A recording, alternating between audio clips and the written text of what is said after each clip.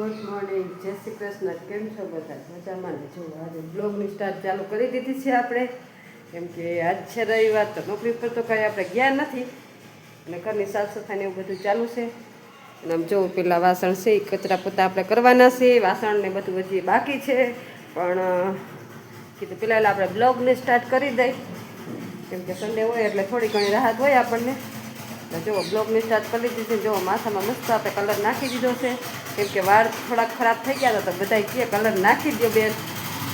ચાલો કલર નાખી દઈ, કેમ કે હમણાં થોડા દિવસ તો તબિયત પણ લૂઝ હતી, એટલે આપણે કાંઈ બ્લોગે ઓછા, તમને તો ખબર જ છે, બ્લોગે આપણે ઓછા ઉતારતા હતા ને તબિયત થોડીક લૂઝ હોય એટલે કાંઈ મજા ન આવે, તો આપણે કાંઈ સ્ટાર્ટ ઓછા જ તો કરતા નહોતા. તમે તો જોવો જ છો, વચમાં તો બ્લોગ જ બંધ કરી દીધા હતા, કેમ કે મેળા ન હોય તો મજા ન આવે, આપણે તબિયત સારી રહે ને તો જ મજા આવે. તો ચાલો થોડું ઘણું કામ થઈ ગયું છે, નાસ્તા પાણી થઈ ગયા છે, થોડું ઘણું કામકાજ બાકી છે, તો ચાલો એ કરી નાખીએ. વાસણ કચરા પોતા બાકી છે તો પહેલાં એ કરી નાખીએ. કપડાં થોડા ઘણા ધોવાઈ ગયા છે, થોડા ઘણા ધોવાના બાકી છે, તો પણ એ પણ કામકાજ કરી નાખીએ આપણે. તો ચાલો બ્લોગમાં કન્ટિન્યુ બ્લોગમાં બન્યા રહીજો. ચાલો તો આપણે નાહી ધોઈને થઈ ગયા છીએ ફ્રેશ, કેમ કે આજે રવિવાર હતો ને એટલે જો આમ મોડું મોડું બધું કામ ચાલુ જ છે આપણું.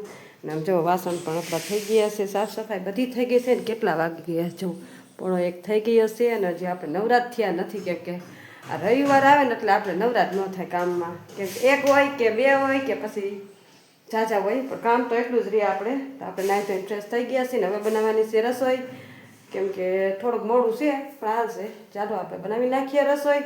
આજે તો જો કઢીને ખીચડીનો પ્રોગ્રામ છે, પણ હજી કાંઈ સ્ટાર્ટ કર્યું નથી. ચાલો તો એની તૈયારી કરી લઈ, થોડું ઘણું કામકાજ છે પતાવીને પછી રસોઈ બનાવવાનું ચાલુ કરી દે, કેમ કે આપણો ટાઈમ છે 1:30 વાગ્યાનો. નોકરી હોય કે ન હોય પણ ભૂખ 1:30 વાગે જ લાગે, એટલે કીધું આપણે થોડુંક મોડું બનાવીએ, કેમ કે રવિવાર હોય એટલે થોડુંક.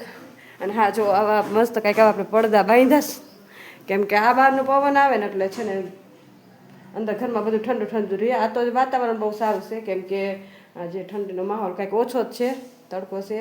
2-3 દિવસથી ઠંડી નથી પડતી, નકર તો બહુ જ પવન હોય ને અંદર ઠંડુ ઠંડુ જ રહ્યા રાખે, તો પડદા તો મારે બાંધવા જ પડે. દર વર્ષે એમ પડદા બાંધે, કેમ કે ઠંડીનો માહોલ છે ને એટલે રાખવું પડે. ચાલો કપડાની બધું ઉપર મૂકી આવ્યા છીએ ને આપણે બધું કામકાજ થઈ ગયું છે. હવે આપણે રસોઈની તૈયારી કરી લઈ. ચાલો તો કન્ટિન્યુ બ્લોગમાં બન્યા રહીજો. ચાલો આપણે આવી ગયા છીએ કિચનમાં. ચાલો ખીચડી મૂકવાનું સ્ટાર્ટ કરી દીધું છે. એમાં નાખીશું આપણે હળદર, કેમ કે આપણે બપોરે ખીચડી બનાવીએ તો એમાં હળદર નાખીએ તો બહુ મસ્ત થાય, એટલે આપણે હળદર નાખી દીધી. તમે કેવી રીતના બનાવો ને કોમેન્ટમાં જણાવજો, કેમ કે અમે તો છે ને બપોરે ખીચડી બનાવીએ તો હળદર બનાવી. અમે છે ને સાંજે ખીચડી બનાવીએ તો હળદર ન નાખીએ, બપોરે ખીચડી બનાવીએ તો હળદર એવું બધું નાખીએ તો આમ ટેસ્ટ સારો આવે અને સ્વાદમાં પણ બહુ મસ્ત લાગે. ખીચડીને કઢીને બહુ મજા આવે. તમે ન નાખતા હોય તો હળદર નાખજો, અમે તો આ રીતના નાખીએ છીએ. બપોરે બનાવીએ તો જ હળદર આપણે નાખીએ, એટલે આપણે હળદર નાખીએ છીએ. ચાલો સ્ટાર્ટ કરી દે રસોઈ બનાવવાનું. ચાલો તો આપણે બપોરે થઈ ગયા છે ને તમને આજનો મારો બ્લોગ કેવો લાગ્યો લાઈક શેર અને સબસ્ક્રાઈબ કરજો. તો ફરી મળીશું એક નવા બ્લોગ સાથે.